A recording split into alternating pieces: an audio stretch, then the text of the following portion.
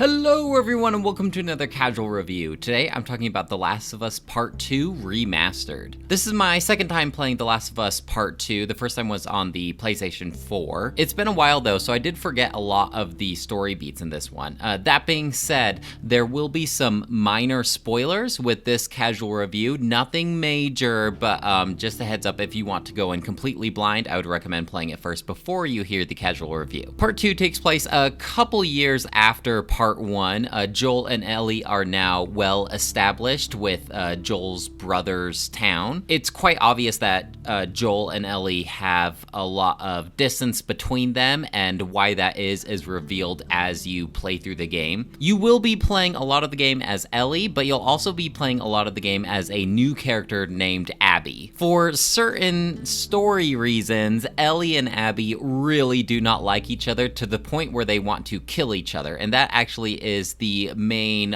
plot being driven here. It's a revenge plot because Ellie is trying to hunt down Abby, and then Abby has her own crazy story going on as well. And that's the first thing that I want to talk about are the story beats, because it doesn't take a traditional story beat where we have the hero's journey, we set out, we accomplish what we want to do after much adversity, and then we return back home having learned a lot of lessons and potentially being a better person because of our journey.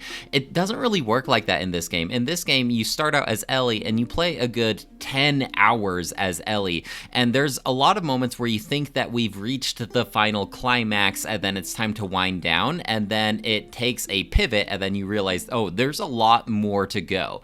And so you kind of get to this day 3 in Seattle, because this is where Ellie is hunting down Abby, and then you get to this pivotal moment and then it switches to Abby, and then you play through the 3 days in Seattle as Abby and get to see her side of the story. And then after you meet up to that climax as Abby, and then you have maybe another 3 hours after that where you play as Ellie once more. And so this game felt a lot longer than it was, because in my head I kept thinking we were reaching that final climax and then it was time for a wind down, and then it just kept going. Realistically, this game only took me about 20 hours to beat, which is not too bad for a video game, but it felt long because my brain is just trained for these certain story beats to clue me into when I'm nearing the end of the game, and they really subverted those expectations. Whether that's for the good or for the bad, I'll leave that up to you. But I do like this idea of building up your character, because there are RPG mechanics in this game. Like you upgrade your character, your guns, that kind of thing, and then it's like you're halfway into the game and then you kind of have to start over with a new character. I could see why that would frustrate a lot of people, but it definitely kept the game fresh for me because I was so used to my character and the guns that Ellie had and stuff like that, and it was pretty fun playing as a brand new character that has different guns and different upgrade paths and things like that. In terms of upgrades, basically you can gather this resource called like scraps, basically like these metal scraps, and scavenging around the area you can pick these up, and then you can do these cool little animations while you're at a work table and you like really modify your guns. And I felt like the modifications in The Last of Us Part 2 made a lot more visual sense. Like obviously you could see that you're actually like installing a scope and you're replacing the handles and stuff like that on your guns when you're upgrading them, compared to The Last of Us Part 1 where you're just kind of like wiping down the barrel of the gun to upgrade it. And so visually I always liked that, where like you can actually see yourself tinkering and upgrading your guns as you're spending your resources to do so. You can also upgrade your character like I mentioned earlier, and these are with a resource basically just like pill bottles that you find around as you're scavenging around. And so these pill bottles upgrade various things, and there's actually like different upgrade paths. They are fairly simple, they don't branch at all, but in order to unlock new branching paths, you have to find like different survival guides scattered around the place, which made me really worried when I was scavenging, because I felt like I had to scavenge every nook and corner to try and find these survival guides in order to not be locked off from a potential upgrade path forever. And I have to believe that if you do happen to miss one of these survival guides, they will end up popping popping up somewhere later down the line. And this is the same way for guns too. Like, there were certain areas where I felt like, wow, if I didn't explore this beaten path and find this shotgun, would I just never have a shotgun for the rest of the game? But I have to believe they kind of planned ahead of that, and maybe if you didn't go off exploring, you would eventually find the shotgun elsewhere. And that leads me to one of my first complaints about this game is the scavenging just felt like it was too much. Like, you'll go into these huge open areas with like 6 different buildings, there's no combat going on, and you're just kind of expected to like search every nook and cranny for all the ammo and upgrade resources that you possibly can. Like, granted, yeah, you can just totally skip this stuff if you want, but I for me at least, I was getting a lot of FOMO if I was to do that, just because like maybe I'm all capped out on my crafting resources and my ammo, but like I don't want to miss out on any of that like scrap to upgrade my guns or pills to upgrade my character. And so yeah, I spent like a good majority of this game just opening up drawers and searching all the little abandoned buildings, and it took a lot of time to the point where I was pretty bored with it. I think, in my opinion, there is such thing as like too much open space, and I would have preferred if they closed it up a little bit, not necessarily like just a hallway simulator where I'm just walking down a singular path, but at least they could have tightened it up a little bit so I didn't feel like I had to spend an hour exploring these big open areas. This game also really likes its safes. I feel like the safes in this game replaced the locked doors that you had to use shivs in The Last of Us Part 1. And for these safes, basically you have to like search all the posters and the notes and things like that to try and find the safe combination. And usually these had some pretty good things in it, like lots of potential upgrade resources, sometimes even like new guns that you could potentially miss. And so to be honest, it eventually got to the point where I felt like I don't want to like rummage through and try to do these puzzles to try and find out what the safe combination is. So I would just Google it and just, okay, what is the safe combination in the hotel, and just Google it and type that in, rather than having to like rummage through and try to piece together the combination. There are even certain times when I just had like no idea where to go, because you had to like crawl through this tiny little area that I assumed was supposed to be blocked off to me, or you can go prone, where you lay on your belly and like walk around on your knees and your elbows. And so there are certain times when you need to go prone and like go underneath a train or something like that. And so there were a couple times when I'm just like wandering around aimlessly and I have no idea where to go. And I think that the game kind of anticipates this, because after a certain amount of time, you can kind of ask your partner like, oh, where should I go? And they'll kind of like point out in the right direction where you're supposed to go. And there are certain times where I feel like I was just opening up a door to explore an area, but it ends up like blocking me off because like something cinematic happens, and then a safe falls in the way of the door, so you can't go back to where you were before. And eventually you do kind of start getting this second sense on when this is a door that you will be locked off at, or when this is a door just to open and explore. And usually to clue you in, they kind of leave the door partway open, and so you kind of have to try and decide, like, is this going to be a cinematic moment that blocks me off, or is this just to explore an area? But yeah, it is in your best interest to explore all the stuff for the resources.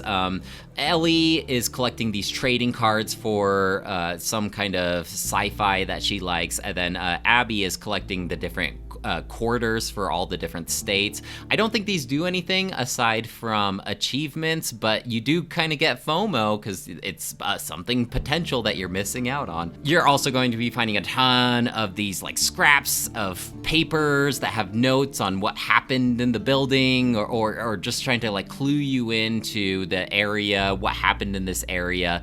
And I don't think these don't do anything either. It's just for world building, but I also felt like I needed to pick up every one of these and read every one of these. And I will admit, by the end of the game, I kind of just sped read all of the notes that I would pick up. This game also likes to play around with rope and glass physics. Specifically, like, you'll pick up some rope and you have to like toss it over certain obstacles in order to climb up that rope and access a certain room that you weren't able to previously access. It's also got a lot of glass glass, and the glass is fun to break. Like certain times you'll find like a vending machine with certain resources behind it and you can just smash the glass open. Other times there's buildings with a bunch of windows, so yeah, the door's all boarded up, but smash the window and get into the room. And they do kind of play around with these physics in a fun way. I especially like when you'll get to a building full of infected. You have to smash the window in order to access the building, but you know that this will attract all the infected, so you kind of have to like build yourself up in order to get ready for a fight. Speaking of infected, there are 2 or maybe 3 new infected introduced into this one. There's like these stalkers.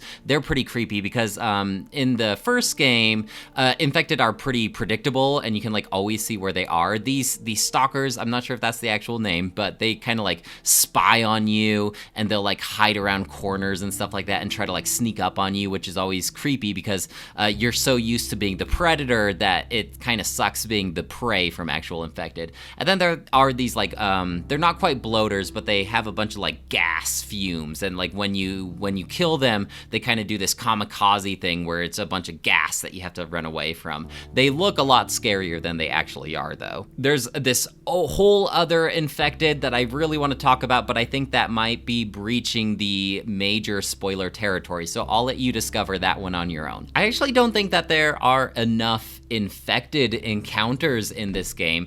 When I think about The Last of Us, the most interesting thing about The Last of Us is humans trying to have bonds with each other and trying to navigate safely with each other in this infected world. And I felt like Infected kind of took a backseat to this story where most of the time you, as Ellie, will be fighting an organization called Wolves, and as Abby, you will mostly be fighting like this religious culty kind of thing called the Scars. And so I think like fighting humans actually isn't very interesting to me. I wish there were more like infected, creepy encounters rather than just taking on these humans. Although the Scars can be kind of creepy just because they kind of like whistle to communicate to each other, and they're very much like zealots and willing to kill themselves for the cause and that kind of thing. But it's not nearly as interesting as fighting Infected, and there were just too many human encounters compared to the Infected. There are certain areas where you are encountering both Infected and humans, and I wish there were a lot more of these moments. Like I'm thinking about The Last of Us Part 1, the DLC where you're in the mall, and you can kind of like sick the Infected onto the human by throwing like bottles and bricks over to where the humans are, and I wish there were more moments like that. To be honest, I kind of got impatient with all the stealth sections trying to stealthily take out all the humans without them spotting you. And so I almost would be a little bit relieved once like an actual firefight broke out, because then I could go to actually just like shooting all the bad guys rather than trying to like sneak around them and choke them out.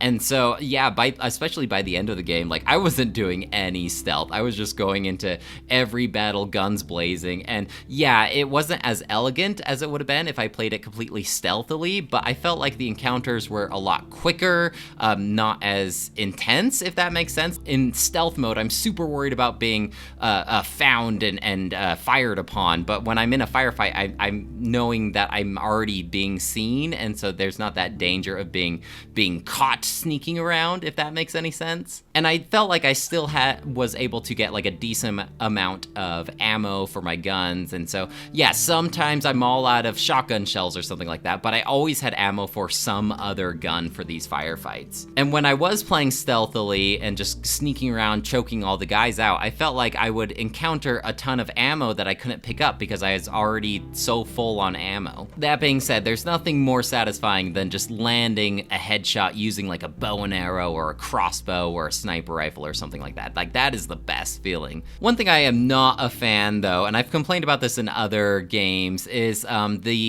the wolf organization uses a lot of German shepherds, and the idea is they can kind of like sniff out your trail and lead their humans to where you are.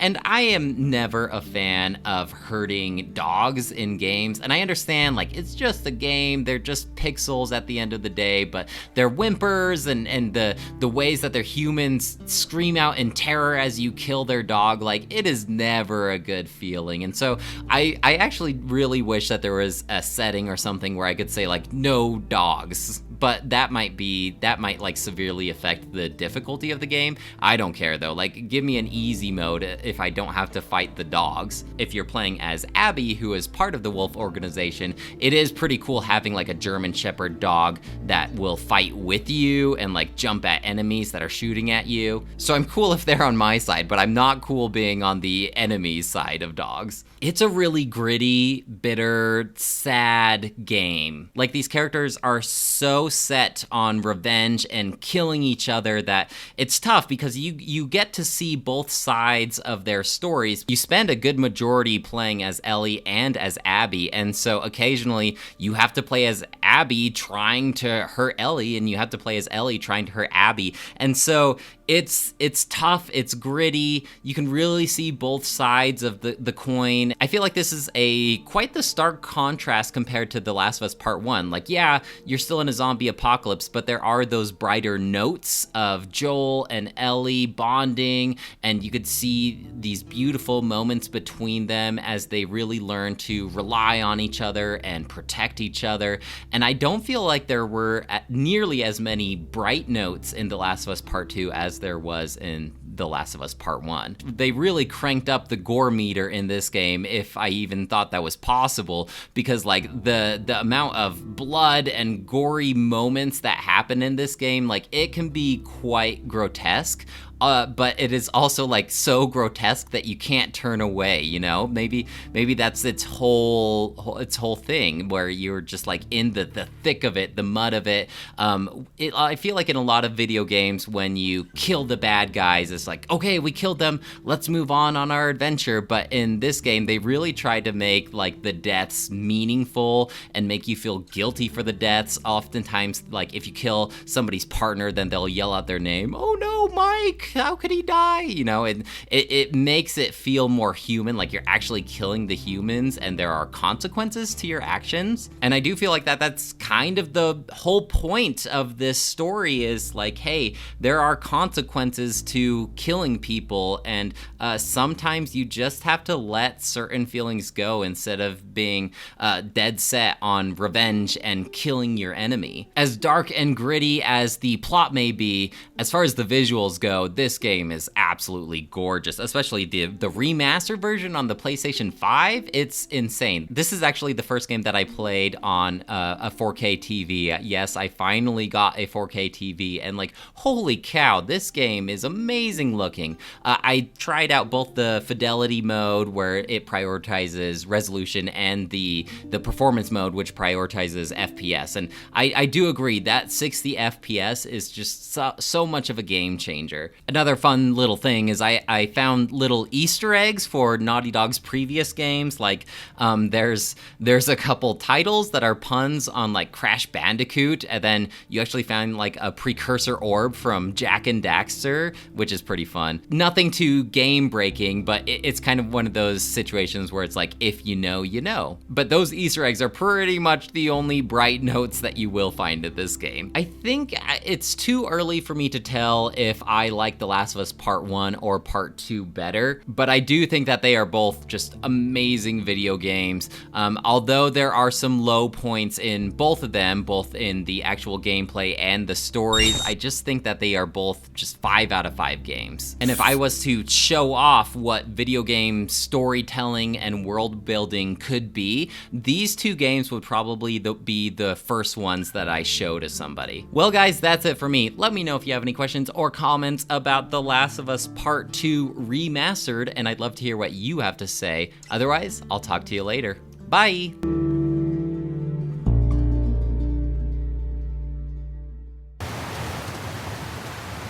Do you know our dogs can play cards like that? I'm 13, not 8. You're the size of an 8-year-old. Do other people think you're funny? No.